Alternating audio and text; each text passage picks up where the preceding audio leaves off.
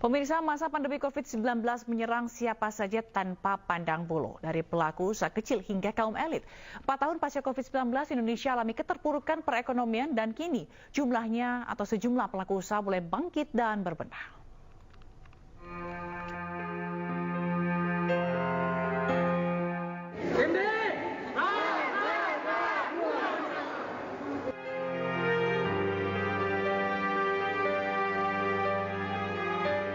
Tahun 2020 hingga 2022 adalah masa kelam bagi Indonesia, bahkan dunia akibat pandemi COVID-19 menyerang.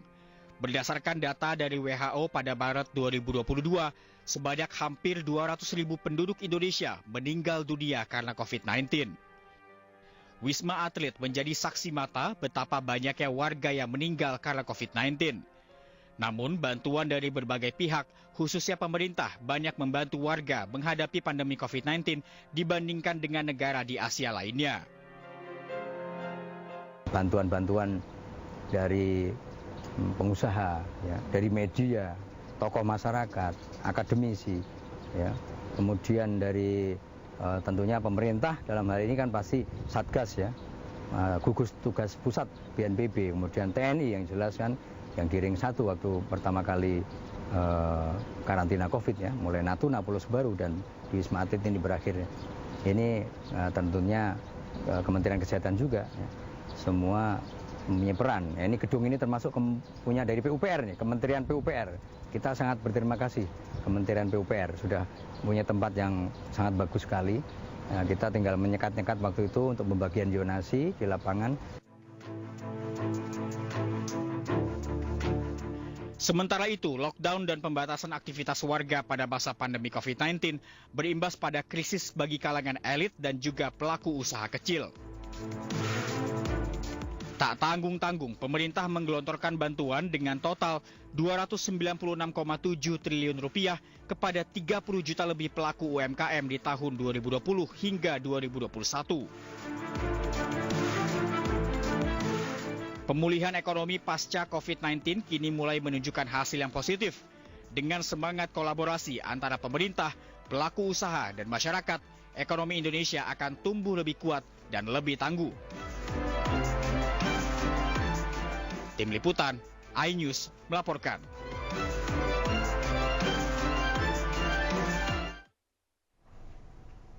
Dan untuk membahas bagaimana perjuangan pemerintah dalam menanggulangi dampak COVID-19 dan bagaimana tantangannya pada saat itu, kita telah terhubung dengan Profesor Wiku Adhisa Smito, juru bicara Satgas Penanganan COVID-19 periode 2020-2022, dan Susi Juwono Mugiarso, Sekretaris Kemenko Perekonomian.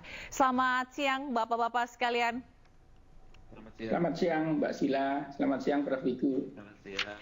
Baik, terima kasih. Kita ke Prof. Wiku dulu. Prof. Wiku, ini kan kalau kita melihat angka pengidap COVID-19 begitu ya, semakin lama semakin menurun begitu, dan juga kita juga sudah mulai bangkit perekonomian. Tapi kita bahas mengenai bagaimana kasus COVID itu sendiri dan dianggap berhasil ketika menerapkan kebijakan gas rem. Apa saja yang telah dilakukan pada saat itu, Prof?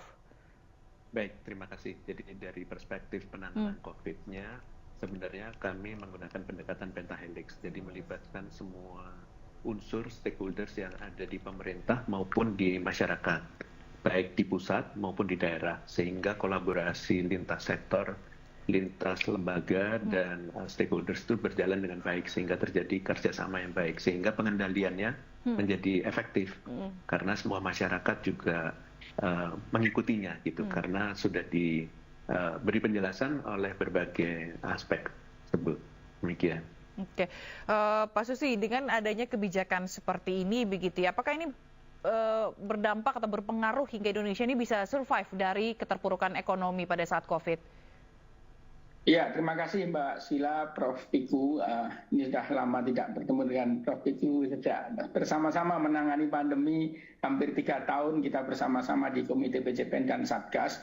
Jadi tadi disampaikan Prof. Wiku, ini berkat kolaborasi bersama antara pemerintah, pusat, daerah, dan seluruh elemen masyarakat, kita berhasil menyelesaikan penanganan COVID kemarin dan pemulihan ekonomi sekaligus.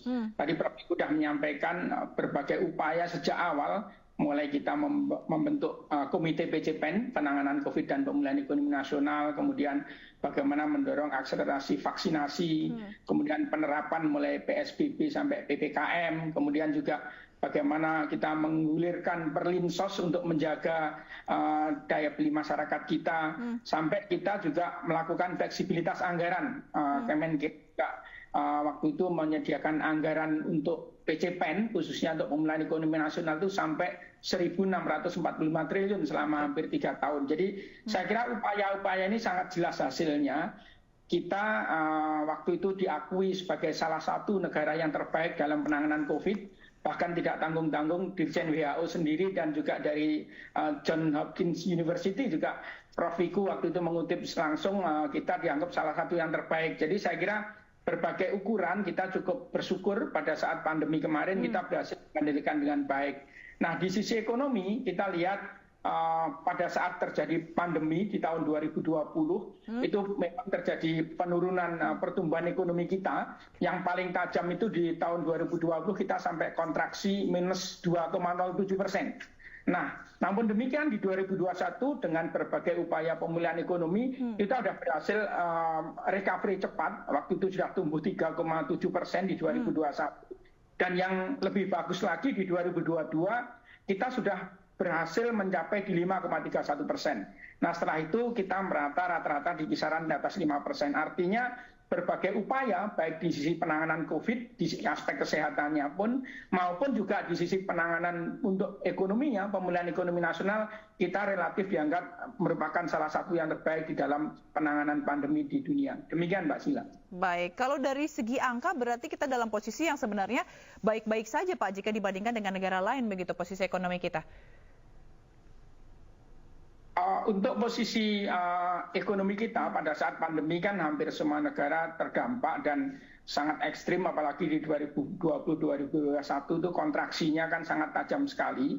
Namun dengan berbagai upaya yang kita sampaikan tadi, kita di 2021 dan 2022 itu sudah recovery. Bahkan tadi yang saya sampaikan, walaupun ada low base effect karena di 2021-nya rendah, di 2022-nya kita malah berhasil di 5,31%. Dan angka-angka ini sebenarnya tidak hanya dari sisi pertumbuhan ekonomi. Justru selama pandemi kita mencapai titik paling rendah di tahun 2021, namun 2021-2022 kita recovery-nya cukup cepat. Berkat tadi kita semacam gas dan rem tadi antara aspek kesehatan dan aspek ekonomi. Bahkan angka-angka pengangguran terbuka kita yang di 2021 sempat menyentuh 6,26%, kita di 2024 sudah tinggal 4, Kemudian juga angka-angka mengenai jumlah penduduk bekerja dan indikator kemiskinan, pengangguran dan semuanya, begitu pandemi lewat di 21-22 kita sudah mulai kembali ke masa pra-pandemi dan bahkan ada beberapa angka yang capainya jauh lebih baik di masa pra-pandemi. Jadi kita bersyukur pilihan kita, kebijakan kita dalam menangani pandemi cukup berhasil sehingga recovery-nya cepat dan sekarang sudah mulai kembali ke masa pra-pandemi dan beberapa indikator makro bahkan lebih baik dari masa pra-pandemi. Baik. Dan kita ke Prof. Wiku lagi. Prof. Wiku mungkin ini kan tidak mudah begitu ya Pak ya, penanganannya begitu ya waktu itu dengan ada 2 kali periode virus COVID-19 yang mungkin bisa diceritain Pak bagaimana penanganannya dan apa kendala yang paling benar-benar dihadapi pada saat itu?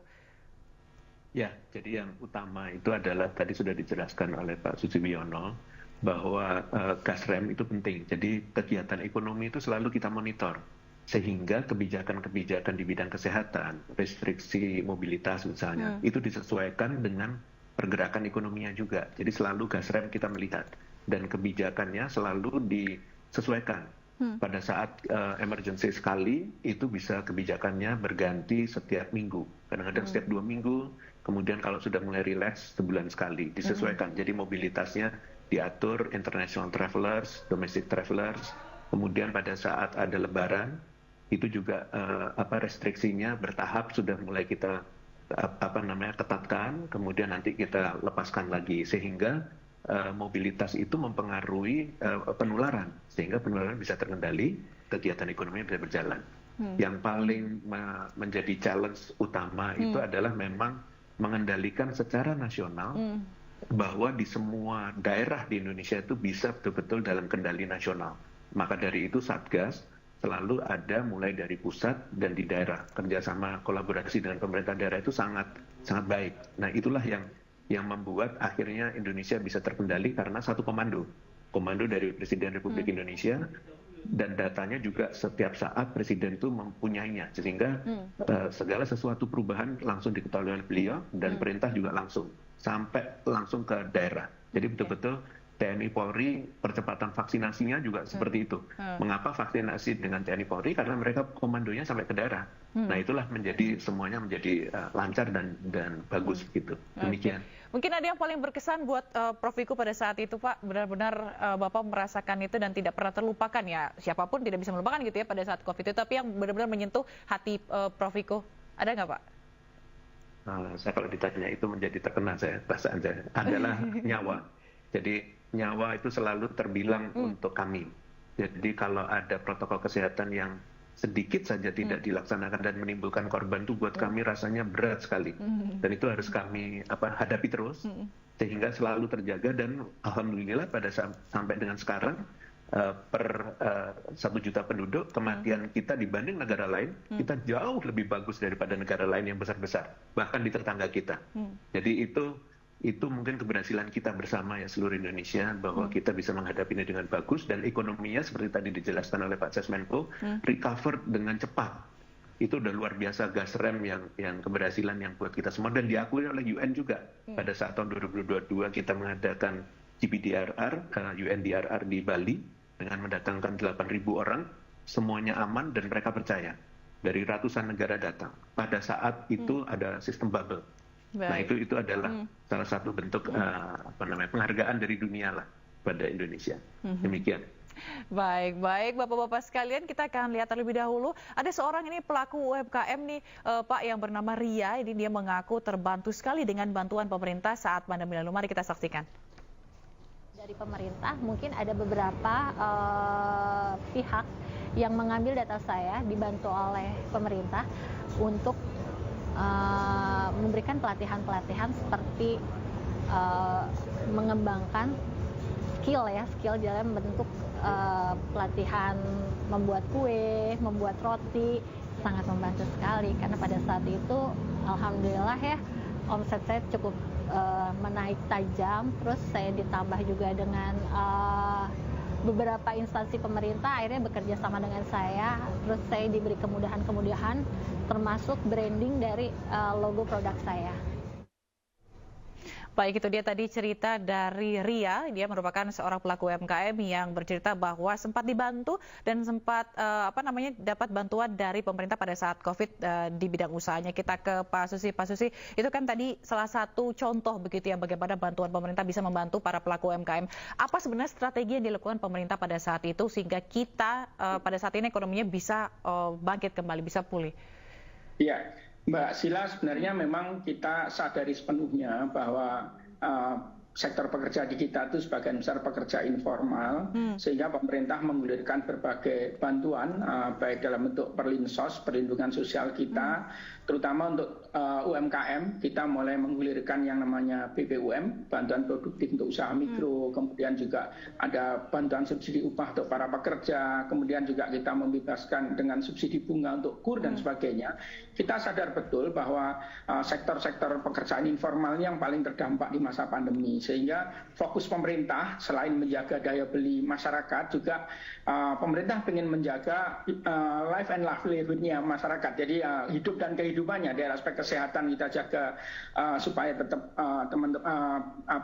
penanganan pandeminya bisa berjalan. Namun dari sisi aspek kelangsungan usaha itu pemerintah betul-betul menyiapkan berbagai skema bantuan. Bahkan bantuan-bantuan tunai kita kenalkan waktu itu BLT dana desa, BLT yang langsung ke pemerintah sampai di tingkat desa. Demikian juga bantuan tunai yang langsung ke PKL dan warung. Waktu itu juga sudah kita gulirkan. Artinya dengan penuh kesadaran pemerintah akan membantu sepenuhnya terutama masyarakat di sektor informal dengan berbagai program perlinsos tadi.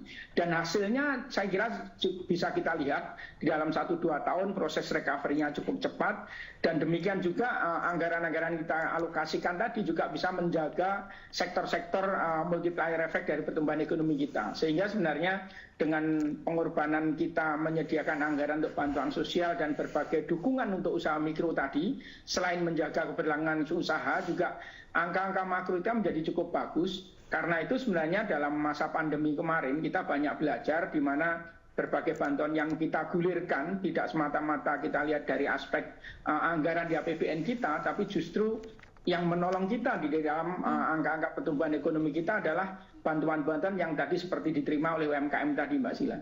Oke, baik. Bagaimanapun dengan segala upaya dari pemerintah untuk menanggulangi COVID-19 pada saat itu, supaya ini menjadi juga evaluasi supaya ke depannya bagaimana amit-amit jangan sampai terjadi begitu ya. Hal yang besar terjadi lagi dapat ditangani dengan baik. Terima kasih Prof. Wiku Adhisa Smito, Jubir Satgas Penanganan COVID-19 periode 2020-2022, lalu Sekretaris Kemenko Perekonomian Susi Jiwono Mugiarso. Selamat siang Bapak-Bapak. Terima kasih, sampai jumpa, salam sehat selalu.